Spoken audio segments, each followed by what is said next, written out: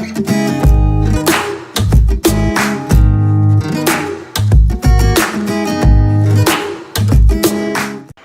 guys, you're welcome to the Minority Report Nigeria. I am Chidozie. And I'm Walter. Today on the show we are going to be talking about the term queer and what really it means right now.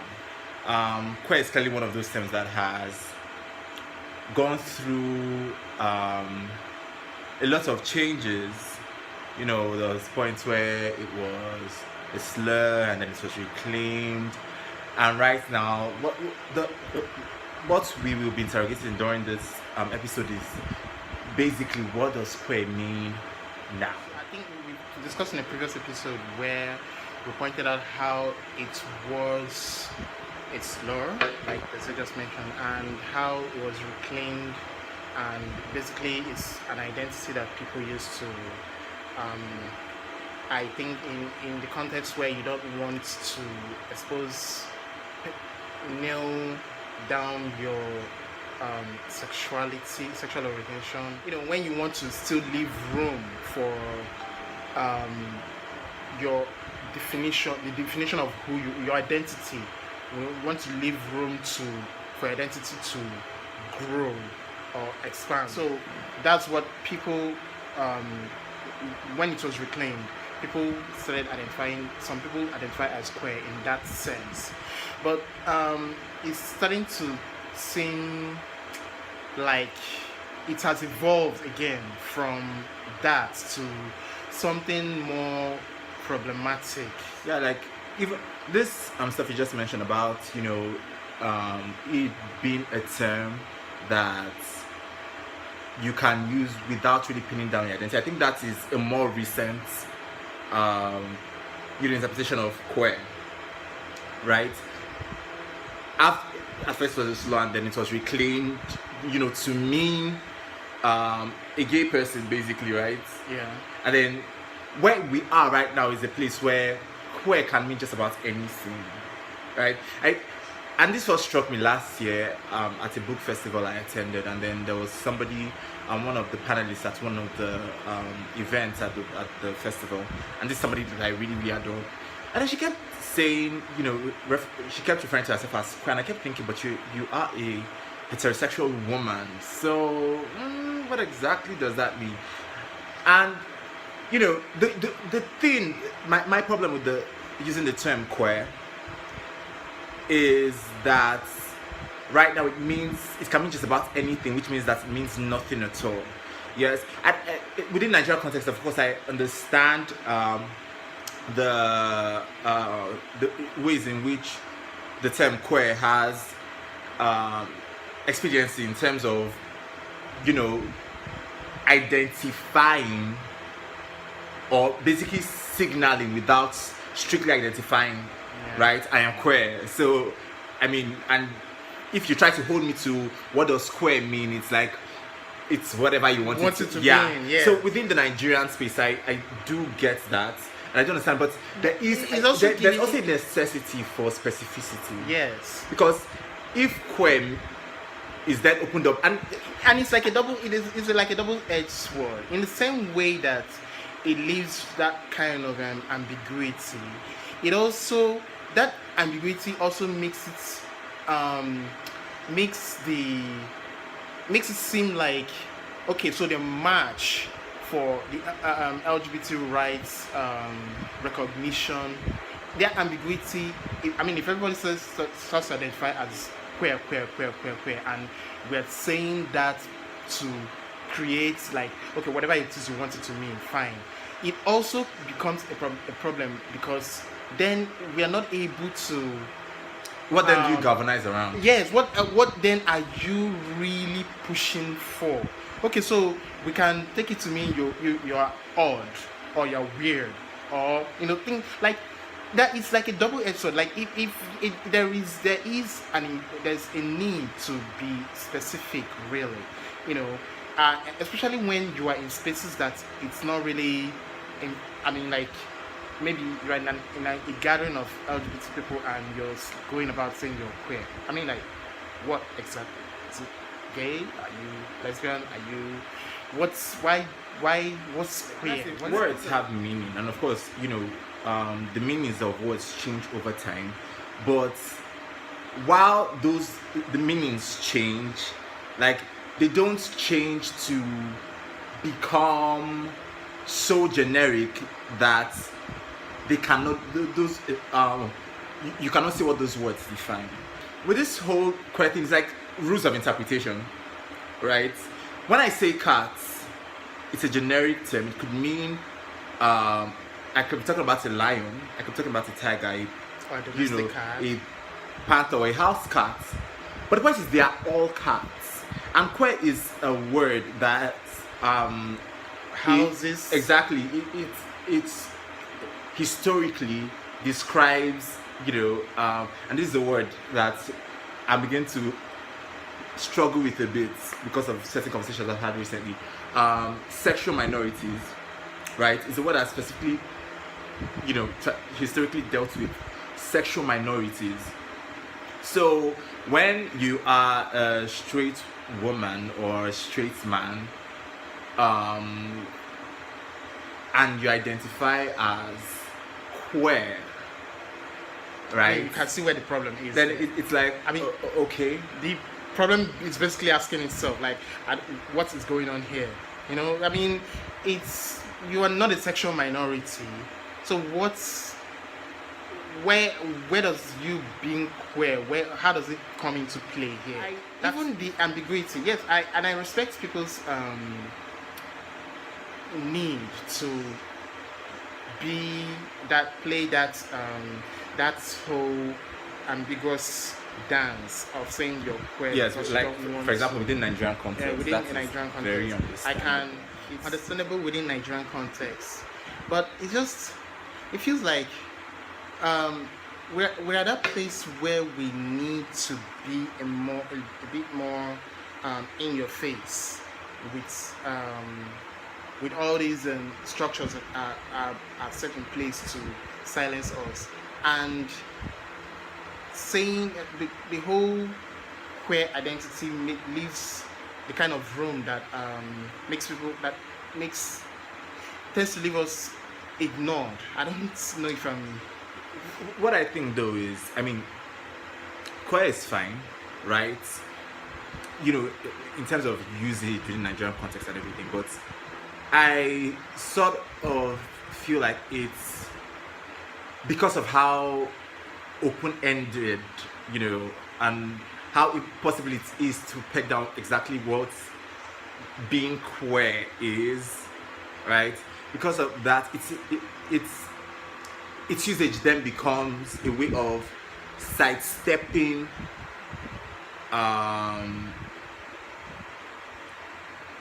a necessary definition, particularly if you are somebody who is involved in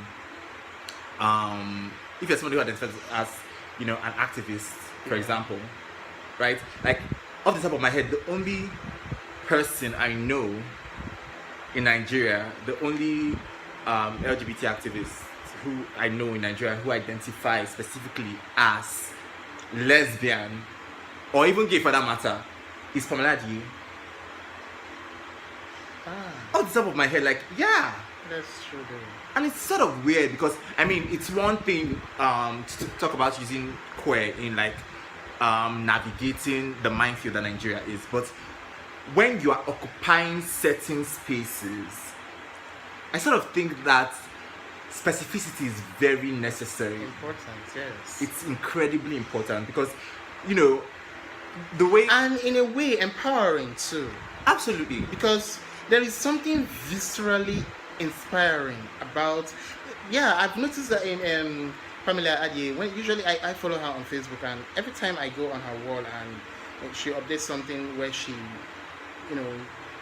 sort of thumps her chest like I'm a lesbian or something like that, I just feel this is viscerally inspired by that. Like, it challenges me to be like, well, wait, she's in Nigeria, living in Nigeria, and she's being this bold about her identity, and I get inspired to it sort of challenge it puts the question before you, well, if she can do that, then you too can.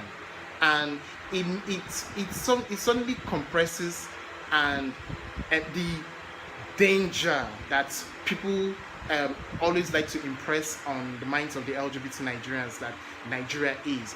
It sort of it minimizes, it makes you, it takes away the very urgency of that danger. And So understand that danger is actually, the extent of that danger is very contextual. yes, It's based on your reality. as an exactly. individual. As a, it's not pervasive for everybody's It doesn't appeal story. the same So across the board. yeah, so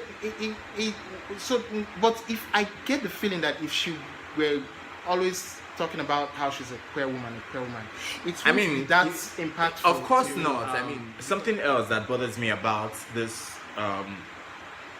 queer, the current understanding of, queerness is the emphasis on inclusivity.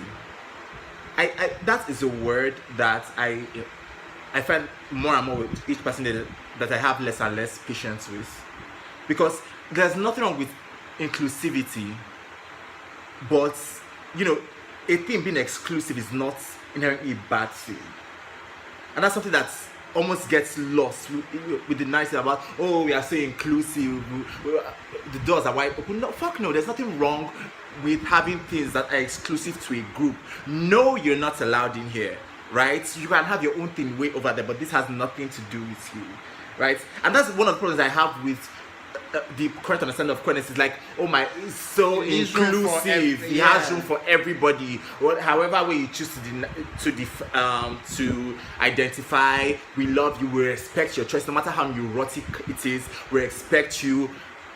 Queer has enough room for you, and that's ridiculous. And I think that's why that's what makes it icky. And there's almost something that I find ridiculous is this mad frenzy. Everybody wants to deny privilege. I don't have any sort of privilege, and you see people who identify as non-binary saying, you men, sorry, you somebody who for all intents and purposes is a man but then identifies as non-binary, and then saying, you men, what are you really?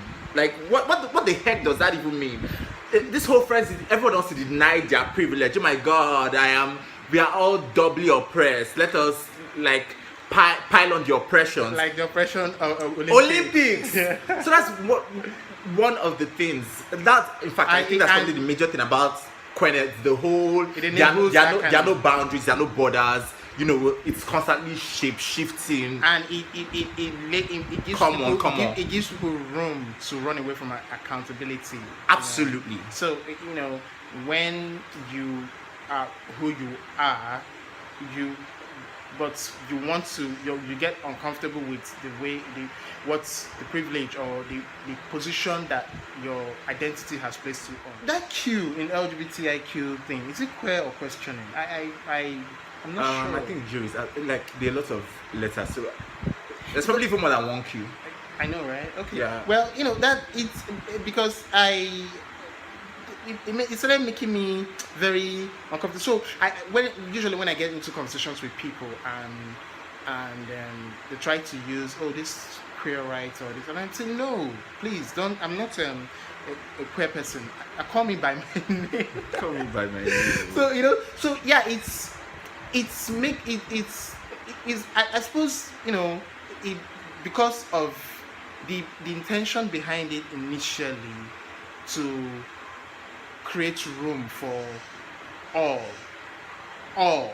There's a context here. Yeah. Now that all is very specific. It's very limited. Yeah. All has now loosened the boundaries and it's not really nebulous. Made it it's almost impossible to tell exactly what queer is. And which then like when you say stuff like for example what you're talking about being a queer writer, like those labels, for example, a label like queer is a label that generally for me, and this is a personality, I think of labels and owning labels as this sort of strategic essentialism. Like, I am this thing right now, so that I will get to a point where I don't have to be that thing anymore. I'm a queer writer right now, or there's such a thing as queer literature. In order to own that space first, to name it, to own that space, Just and for there to be temporarily. a point where, you know, everybody's stories are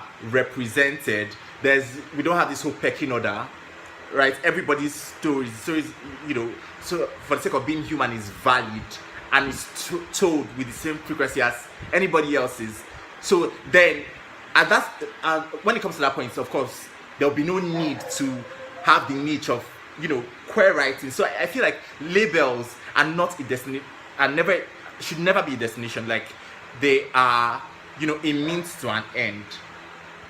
But there's this whole thing right now about making labels sort of like the point of it all, right? The label is the deal. Like, and people are frantically pursuing them as if they are. Yes, as though that's the end point, and then we are there. Shelf, yes, you know? Like, so we are there. You have this label that you've done. It's on your Twitter bio. What then, right? So it's all of that is just. I mean, hopefully we will keep dealing with all of this stuff and shedding them along the way. But point is to get to the point, to get to the day or the period or the time in our existence when some of these things will become extinct. We'll just be human beings. So to be clear, you know, this is not holding anybody to task for using the label queer or the term queer, right? Yeah, actually, it's the straight people. It is holding the straight people to task. No, of course. Like, away from the queer. It's not. Like, yeah, it's not holding.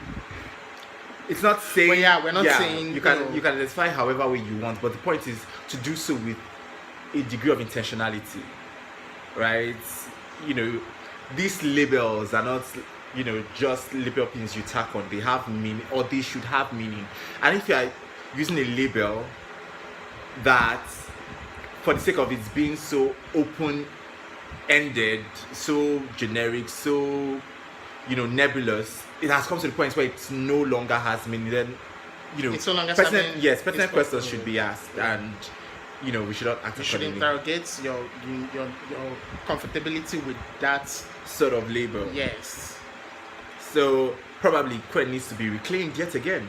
This time from, you know, all the people out of that we have included out of the abundance of our hearts.